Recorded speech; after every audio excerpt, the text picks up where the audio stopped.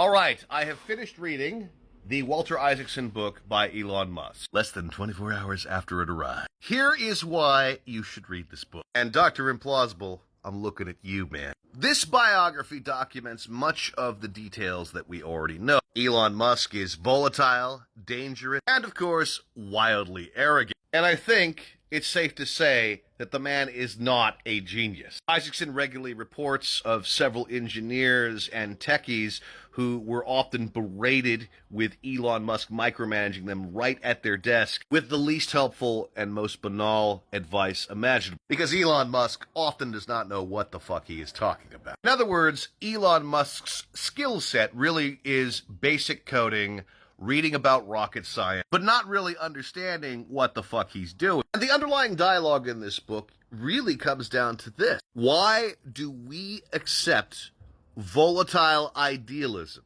in lieu of pragmatism and in lieu of equanimous stability? When Donald Trump became president, this became the operative mode on how to run government. And with Elon Musk, this is now the way that we deal in business. I mean, take a look at this quote from Yoel Roth. He, of course, was the Twitter content moderation guy who Elon treated abysmally. People want me to say I hate him, but it's much more complicated, which I suppose is what makes him interesting.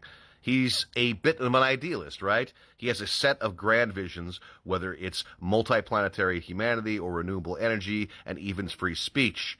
And he has constructed for himself a moral and ethical universe that is focused on the delivery of those big goals. I think that makes it hard to villainize him. Really, Yoel? History, of course, is littered with all manner of idealistic charlatans, and Elon Musk is no different. Steve Jobs, a figure who Isaacson has also written about, may have been able to change the world by having demanding and exacting standards. But compared to Elon, Steve Jobs' demands look a lot more reasonable, because Elon Musk simply does not ascribe to reality, much less empathy. As head of SpaceX and Tesla, Elon Musk regularly cut corners, jeopardizing the safety of his employees and essentially playing God. And he still has many fawning admirers, and the people close to him still want to give him the benefit of the doubt. And why, when it is so obvious how dangerous this man is? Elon Musk is described as either having Asperger's or perhaps some multi-personality disorder, because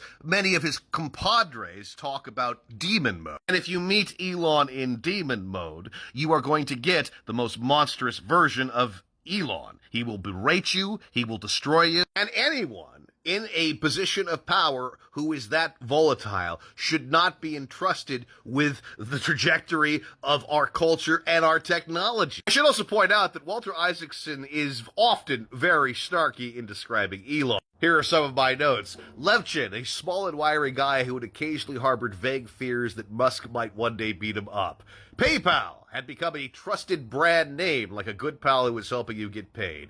Elon usually played the dungeon master, and surprisingly, did it with gentleness. So on a very big level, Walter Isaacson knows that it is absolutely ridiculous to analyze someone who is clearly dangerous. But I do wish that he would have delved further into why Elon is a magnetic force, drawing people who are otherwise sane into his crackpot scheme and his wildly dangerous way of running businesses. You read this book and you say to yourself, man, as much of a dumpster fire as the Twitter situation has been, it's actually quite surprising that more accidents and more quagmires have not happened. So I do highly recommend this book, and there's a deeper discussion to be had about why the likes of Elon and Trump are at the head of very important decisions for humanity when they are clearly unstable and dangerous.